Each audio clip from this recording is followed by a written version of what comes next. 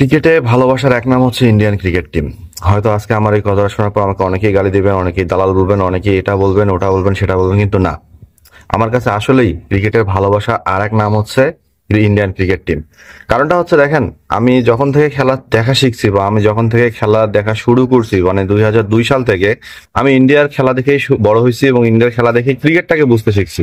সেইখানটায় Indian cricket টিমের সব থেকে জনপ্রিয় ব্যাটার সচিন টেন্ডুলকার, সৌরভ গাঙ্গুলি, রাহুল দ্রাবিড়, এরপর যারা আছে তাদের খেলা দেখে আমার জীবনে ক্রিকেট দেখা শুরু। সেখান থেকে আমি ক্রিকেটটাকে বুঝি, ক্রিকেটটাকে দেখি এবং ক্রিকেটটাকে মনে প্রাণে ধারণ করি, এবং সেইখান থেকেই শুরু আমার ক্রিকেট পথ চলা। সেই তখন থেকে আমি ইন্ডিয়াকে প্রচুর ভালোবাসি এবং প্রচুর ভাবে সাপোর্ট করি, এবং সেখান থেকে ইন্ডিয়ার ক্রিকেটের প্রতি যে একটা আগ্রহ আমার তৈরি, এবং সেখান থেকে আমি ইন্ডিয়ান খেলা দেখি। এ কারণেই বললাম যে ক্রিকেট বিশ্বে ইন্ডিয়ান ক্রিকেট টিম আমার কাছে একটা মানে দ্বিতীয় ভালোবাসা। প্রথম ভালোবাসাটা যদি মনে করেন যে কে, সেটা বলবো অবশ্যই বাংলাদেশ ক্রিকেট টিম। কারণ নিজের দেশের উপর আর তো কেউ নাই, সেটা হারুক জিতুক পাক না পাক। একটা সময় হয়তো বাংলাদেশও ভালো করবে, ইন্ডিয়ার মতো একটা সময় বাংলাদেশও যাবে। কারণ একটা কথা মনে রাখবেন, ইন্ডিয়া যখন ওডিআই ম্যাচ জিতছে তখন ইন্ডিয়া 100টা ওডিআই খেলে একটা ম্যাচ জিতছে। আধুনিক ক্রিকেটে ইন্ডিয়া অনেক দূর আগে গেছে, কারণ তাদের ঘরোয়া ক্রিকেট বলেন, তাদের ক্রিকেট কাঠামো বলেন, তাদের আইপিএল বলেন, সব দিক থেকে ইন্ডিয়া এতটা আগায় গেছে যার ধারের কাছে এশিয়ার মনে হয় বাদ বাকি আর কোনো টিম নাই। এটা আপনাকে স্বীকার করতেই হবে। এই কারণে ইন্ডিয়ান চ্যাম্পিয়ন হওয়ার পরও অনেকে অনেক কথা বলতেছে। সব কথার মধ্যে আমি একটা কথা বলতে চাই, যে যেটাই বলেন না কেন বা যে যেটাই করেন না কেন, ইন্ডিয়া কিন্তু ভাইয়া আধুনিক ক্রিকেটের বস। আধুনিক ক্রিকেট কিভাবে খেলতে হয়, আধুনিক ক্রিকেটে নিজেকে কিভাবে মানায় নিতে হয়, সেটা স্লো উইকেট হোক, ব্যাটিং উইকেট হোক, বোলিং ট্র্যাক হোক, সেখানে ইন্ডিয়া কিন্তু সবকিছু জানে। এই কারণেই জানে, ইন্ডিয়ার উন্নতির মেন গ্রাফটা হচ্ছে সেটা আইপিএল না। যে আইপিএল খেলে আজকে ইন্ডিয়া এত দুর্ধর্ষ ব্যাটার পাইছে, ব্যাপারটা কিন্তু এমন না। আপনি যদি ইন্ডিয়ার ঘরোয়া ক্রিকেটের দিকে তাকান, ইন্ডিয়ার ঘরোয়া রঞ্জি ট্রফি বলেন, গাভাস্কার ট্রফি বলেন, মানে যেটার দিকে আপনি তাকাবেন ঘরোয়া ক্রিকেটে ইন্ডিয়ার একের পর এক প্লেয়াররা ট্রফি খেলে। আর অন্যান্য দেশের প্লেয়াররা কি করে জানেন? কোথায় খ্যাপ খেলার জন্য বিভিন্ন প্রকার লিগ হয়, সেই লিগগুলোতে খেলে। তো এটাই হচ্ছে ইন্ডিয়ার আগায় যাওয়ার একটা মূল পন্থা। তাই ইন্ডিয়ান ক্রিকেটাররা বাইরে কোনো ক্রিকেট খেলতে পারে না, বাইরে কোনো দেশের লিগে খেলতে পারে না।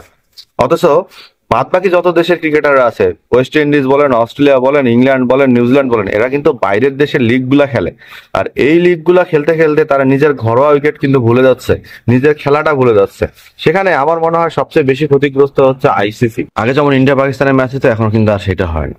আগে দেখেন, আগে অনেকগুলো কিন্তু সিরিজ হইতো। আপনি যদি শারজা কাপ দেখেন, আপনারা যদি অস্ট্রেলিয়ান ইংল্যান্ডের মধ্যে অ্যাশেজ সিরিজ দেখেন, যেমন ইন্ডিয়ার সাথে ইংল্যান্ডের খেলা হইতো, ইংল্যান্ডের সাথে অস্ট্রেলিয়া খেলা হতো। এই যে সিরিজগুলা বা এশিয়া একাদশের মধ্যে ওয়ার্ল্ড 11-এর খেলা হইতো, এই সিরিজগুলো কিন্তু এখন হয় না।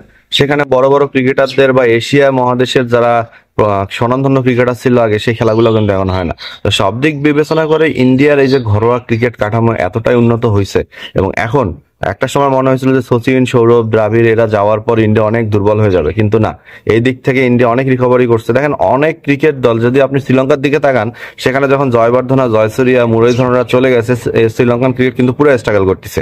এখন কিন্তু আর সেই লেভেলের ব্যাটার আসতেছে না, সেই লেভেলের বোলার আসতেছে না, সেই লেভেলের স্পিনারও আসতেছে না। তো আপনারা যদি ইন্ডিয়ার দিকে তাকান, ইন্ডিয়ার ঘরোয়া ক্রিকেট কাঠামো এতটাই উন্নত করছে যে ইন্ডিয়াকে দেখে আমার মনে হয় আরো বাকি দেশগুলো আছে না, 10-15টা দেশ, এদের মনে হয় শিক্ষা নেওয়া উচিত যে আসলে এইসব ফ্রাঞ্চাইজি লিগ বাদ দিয়ে নিজের ঘরোয়া ক্রিকেটের লিগ গুলাকে যদি স্ট্রং করেন, ঘরোয়া ক্রিকেটের লিগ গুলাকে যদি স্পন্সর থেকে শুরু করে লাইভ টেলিকাস্ট করার ব্যবস্থা করেন এবং ভালো ভালো মানে দিকগুলা নেন, আর্থিক দিকগুলা নেন, তাহলে আমার মনে হয় ইন্ডিয়ার মতন সবগুলা টিমে শক্তিশালী হবে।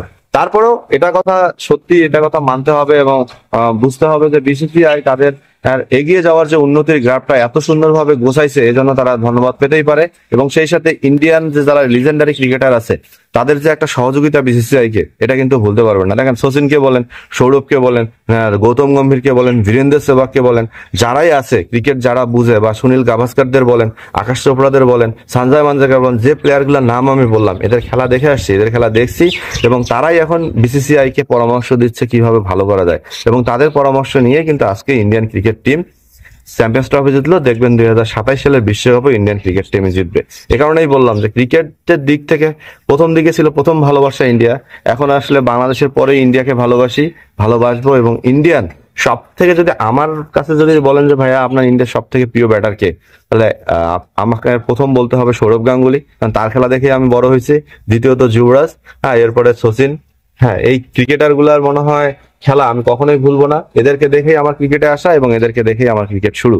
আর এখন যারা আছে আধুনিক ক্রিকেটে যদি বলেন যে আপনার পছন্দের ব্যাটারকে, পছন্দের বোলারকে, তাহলে আমি অবশ্যই প্রথমে বলবো বিরাট কোহলি এবং দ্বিতীয় বলবো রোহিত শর্মা, এবং বোলারের দিকে যদি তাকান সেখানে অবশ্যই মুস্তাফিজুর রহমান এবং তাসকিন আহমেদ। তো সব দিক বিবেচনা করে, সব দিক চিন্তা করে, হ্যাঁ, ক্রিকেটের প্রতি ভালোবাসাটা ইন্ডিয়া থেকেই শুরু।